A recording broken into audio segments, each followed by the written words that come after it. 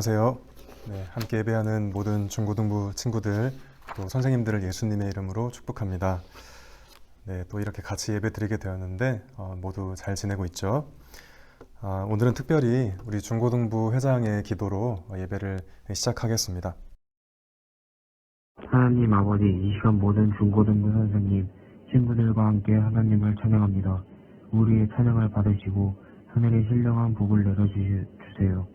역사를 이끄시는 하나님, 4월마다 제주 4.3 사건과 세월호 침몰 사건을 비롯한 시대의 아픔들을 하나님 앞에서 기억합니다. 또한 전염병과의 힘겨운 싸움을 벌이고 있는 의사, 간호사, 공무원들을 기억합니다. 그리고 무엇보다 전염병으로 목숨을 잃은 분들과 유가족을 기억합니다. 이 땅을 불쌍히 여겨주세요. 어지러운 세상에서 우리가 교회를 다닌다는 게 무슨 의미인지, 예배를 드린다는 건 무슨 의미인지 알려주시고 깨닫게 해주세요. 예수님의 이름으로 기도합니다. 아멘. 네, 며칠 전에 주아랑 문자를 좀 주고받았는데 주아가 그런 얘기를 했어요. 전도사님, 유튜브 하는 거 재미있으세요? 네, 이렇게 물어봤어요. 아주 기습적인 질문이었는데 그 얘기를 듣고 생각해 보니까 사실 제가 유튜브 하는 거 좀 재밌어 하고 있는 것 같아요. 처음 해보는 거고 서툴러서 사실 편집하고 그런 게 굉장히 좀 오래 걸리긴 하는데 내가 이런 것도 해보는구나 이제 그런 느낌이 있어서 재밌긴 해요, 사실. 그리고 솔직히 항상 잘 보던 유튜브 화면에 제 얼굴이 나오는 게 굉장히 신기하기도 하고 그래서 재밌는 일인 것 같아요. 근데 이제 제가 지금 한 4주 정도 하고 있는 것 같은데 이제 시간이 지날수록 뭔가 조금 처음에 가졌던 그 재밌는 느낌보다는 조금 이제 거시기 한 것 같아요. 제가 이제 어렸을 때부터 수십 년을 이렇게 예배를 드려왔고 또 전도사가 되어서도 이렇게 예배를 드리고 있는데 이렇게 많은 사람들과 함께 드리던 예배를 이런 식으로 좀 생소한 이 방법으로 드리게 되는 시간이 이게 길어질수록 이제 원래 예배 드리던 것에 대한 또 그런 이제 그리움도 벌써 생기고 그래서 좀 안타까운 마음이 더 큰 게 사실이에요. 이제 아무쪼록 우리 친구들 모두 건강히 잘 지내다가 우리 예전처럼 예배 드리던 그 시절로 빨리 이제 돌아갔으면 하는 이제 그런 마음이 있습니다. 같이 읽어볼 말씀은 마태복음 6장 9절입니다. 우리 한 목소리로 읽어볼까요? 시작! 그러므로 너희는 이렇게 기도하라. 하늘에 계신 우리 아버지여, 이름이 거룩히 여김을 받으시오며. 아멘. 우리가 몇 달 전에 주기도문에 대해서 몇 주간 같이 나눴었는데 오늘은 오랜만에 복습하는 차원에서 이 주기도문의 첫 부분인 하늘에 계신이라는 부분이 어떤 말이었는지를 좀 다시 생각해 보려고 합니다. 주기도문은 뭐냐? 그건 예수님이 가르쳐 주신 기도문이다 하는 그런 뜻인데 이 주기도문에 따르면 하나님은 하늘에 계신 분이다 하는 정보가 처음에 이게 들어있죠. 하나님은 하늘에 계시다. 이게 무슨 말일까? 이제 우리가 그런 질문을 가져볼 수 있는데 제가 아직 뭐 미국 안 가봤지만 하나님, 제가 예전에 미국 가느라 비행기 타고 하늘에 올라가 봤었는데 그때 하나님 안 계시던데요? 그때 어디가 계셨던 거예요? 이런 말일까요? 하늘에 계시다는 말이? 예수님께서 하나님을 두고 하늘에 계신 분이라고 이렇게 우리에게 알려주신 그 의미는 그런 위치에 관한 이야기가 아닙니다, 사실. 여러분 이제 하늘과 땅 차이라는 말을 알죠?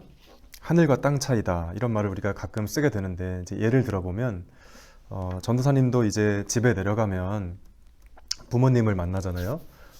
제가 이제 집에서는 부모님에게는 굉장히 귀여운 아들이거든요. 이제 여러분이 믿기 어렵겠지만 저도 형이 있고 전 동생이어서 뭐 둘밖에 없는 집이긴 하지만 그래도 어렸을 때부터 막내였단 말이에요. 굉장히 귀여운 아들이고 지금도 그런 대접을 제가 받고 있는 것 같아요. 근데 제가 우리 부모님이 보실 때 굉장히 귀엽다고 하더라도 우리 친구들의 귀여움과는 전혀 차원이 다르겠죠? 제가 아무리 귀여워봤자 여러분이 훨씬 귀엽죠. 여러분은 저보다 나이도 훨씬 어리고 정말 저의 귀여움은 여러분의 귀여움에 비하면 이제 하늘과 땅 차이가 나는 거죠. 30대가 이제 귀여워봤자 10대인 여러분과는 비교가 안 되겠죠? 예, 우리 그럴 때 하늘과 땅 차이가 난다. 이제 이런 말을 쓸 겁니다. 그렇게 차원이 완전히 다르다 하는 의미를 담고 있는 거죠. 자, 무슨 말을 하려는 거냐면 하나님이 하늘에 계시다는 말이 이제 바로 그런 뜻이에요. 하나님과 사람의 차원이 완전히 다르다 하는 그 말씀을 알려주시려고 예수님이 하나님은 하늘에 계신 분이다 하는 이 이야기를 주기도문의 맨 처음 시작에 이렇게 알려주신 거죠. 자, 근데 이제 가만 생각해 보면 우리 인간도 굉장히 대단하긴 합니다. 저는 이제 지난주에도 말했지만 비행기가 날아다니는 거 보면 진짜 신기해요. 과학의 발달이라는 것은 정말 무서울 정도라는 생각이 들고 점점 그 속도가 그 발전하고 발달하는 속도가 빨라지는 것이 사실이죠. 우주선, 뭐 비행기뿐만 아니라 정말 저 우주에까지 우주선 쏘아 올리고 그리고 우리가 흔하게 이렇게 스마트폰이나 뭐 저 지금 아이패드로 촬영하고 있습니다만은 이 아이패드 같은 게 별 볼 일 없는 것 같아도 일종의 컴퓨터잖아요. 정말 우리 인류의 아주 그 엄청난 기술이 집약된 물건이 스마트폰 같은 것일 텐데 굉장히 대단한 것이죠. 제가 옛날 얘기하고 싶지 않지만 어렸을 때는 상상도 못했던 기계를 이제 제가 지금 쓰고 있는 것 같아요. 조금 다른 얘기 하자면 저도 이제 가수 굉장히 좋아하는데 뭐 콘서트는 딱 한 번 가봤지만 콘서트 가보면 우리 어렸을 때 했던 하계회 이런 거랑 비교할 수 없는 정말 말로 표현할 수 없는 엄청나게 멋있는 장면을 콘서트에 가면 볼 수 있죠. 뭐 노래 실력은 뭐 말할 것도 없고 그냥 그 세팅되어 있는 분위기 자체가 여기가 천국이구나 이제 그런 생각이 들어요. 그래서 인간의 능력이라는 것은 정말 놀라운 것이구나 이제 그런 생각을 하게 돼요. 사실 사람은 정말 대단한 것은 틀림없는 것 같아요. 이제 그럼에도 불구하고 하나님이란 존재 앞에서는 그렇게 대단한 사람이 사실은 잘 생각해 보면 하나님 앞에서는 작고 한없이 작은 존재라는 것 사실 우리가 인정하지 않을 수 없죠. 이것은 우리가 스스로를 비하하는 게 아니고 현실을 냉정하게 인식하는 겁니다. 우리는 못났어, 우리는 참 별 볼 일 없어 그런 얘기하는 게 아니라 하나님이라는 존재 앞에서 인간의 존재라는 것은 하늘과 땅 차이다. 이게 우리를 비하하는 것은 아니죠. 현실을 그대로 인정하는 것이죠. 자, 우리가 주기도문을 외우는 첫 시작에 이 하늘에 계신 이 한마디를 딱 던질 때 이 하나님과 인간의 질적 차이, 그 하늘과 땅 그 차이를 그 의미를 잘 새기고 주기도문을 외우기 시작하는 게 참 중요하다. 이제 그런 생각을 우리가 이제 해봅니다. 자, 아까 우리 성아가 잘 기도해 준 것처럼 특별히 이렇게 4월이 되면 참 우리가 그냥 넘어갈 수 없는 아픈 사건들이 참 많이 있습니다. 물론 언제나 그런 일은 있지만 특별히 4월이 되면 그런 생각이 많이 드는 것 같아요. 이 세상에는 왜 이렇게 아프고 슬픈 일들 그리고 억울한 일들 그런 게 왜 있는 걸까? 정말 때로는 하나님이 계신 거 맞나? 하는 생각이 들 정도로 그런 역사적인 아픈 일들이 많이 있는데요. 여러 가지 설명이 가능합니다. 그런데 우리는 교회에 다니는 사람들로서 좀 생각을 해보면 저는 하나님과 사람의 차이를 인정하지 않으려는 이 인간 세상의 오만함과 혹은 이 교만한 태도가 그 근본적인 뿌리에 있다는 생각이 들어요. 좀 우리 친구들에게 어렵게 들릴 수도 있겠지만 하나님이 어딨어? 인생의 주인은 나지. 그런 마음 상태로부터 출발된 그 출발이 여러 가지 가지를 뻗어서 나온 것들이 이 세상에 있는 아픈 일들이 그 열매를 맺은 것이라고 저는 생각이 들거든요. 하나님과 사람의 근본적인 차이, 하나님은 하늘에 계신 분이다 하는 것을 진지하게 받아들이지 않고 혹은 거부하는 그런 태도가 뿌리가 되어서 이 세상에 정말 악한 열매를 맺고 있는 거죠. 그런 식의 태도는 반드시 약자들 혹은 소수자들을 괴롭히는 결과로 나타나기도 합니다.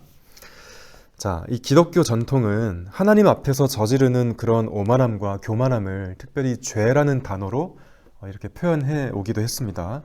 바로 그 죄 때문에 세상에는 가슴 아픈 일들이 이제 벌어지는 거죠. 자, 우리가 주기도문을 외우면서 하나님을 하늘에 계신 분이라고 고백하는 건 무슨 말이냐? 바로 그런 죄를 짓지 않겠다는 다짐이고요. 그리고 죄로 물든 이 세상에 하나님 나라를 세우시는 하나님의 꿈에 참여하겠다는 선언도 되는 것이다 하는 것을 우리가 꼭 기억했으면 좋겠습니다. 자, 우리 겸손이란 말 여러분 어렵지 않죠? 근데 겸손이라는 말을 세상에서도 많이 쓰지만 특별히 기독교적인 의미에서 겸손이 뭐냐 좀 우리가 생각해 볼 필요가 있는데 그것은 하나님을 하나님답게 인정하고 사람을 사람답게 인식하는 것을 말하는 것 아닐까 이제 그런 생각을 하게 됩니다. 뭐 이렇게 성품이 온화해서 막 예의 바르고 우리 그때도 겸손하다는 말을 쓰죠. 그리고 실제로 그런 겸손도 중요합니다. 근데 그렇지만 이 기독교인들이 말하는 겸손은 이제 그런 것이라기보다는 하나님은 하늘에 계신 분이야. 이것을 정말 그게 무슨 얘기인지 알아요. 그래서 그거에 입각해서 자기의 삶을 꾸려가요. 우리는 그럴 때 그런 의미에서 저 사람은 참 겸손한 사람이구나. 우리 기독교인들은 겸손의 의미를 또 그렇게 사용하기도 한다는 생각이 들고요. 그런 겸손한 태도를 갖게 된 사람은 비로소 인생이라는 과정을 잘 살아갈 준비가 된 것이기도 해요. 하나님 앞에 겸손한 사람, 하나님이 하늘에 계시다는 말이 무슨 얘기인지 아는 사람, 그 사람은 남들이 볼 때는 어떤지 몰라도 하나님이 보실 때는 너 이제 드디어 제대로 살아갈 준비가 되었구나. 하늘에 계신 우리 아버지여, 이름이 거룩히 여김을 받사오며 나라가 임하시고 뜻이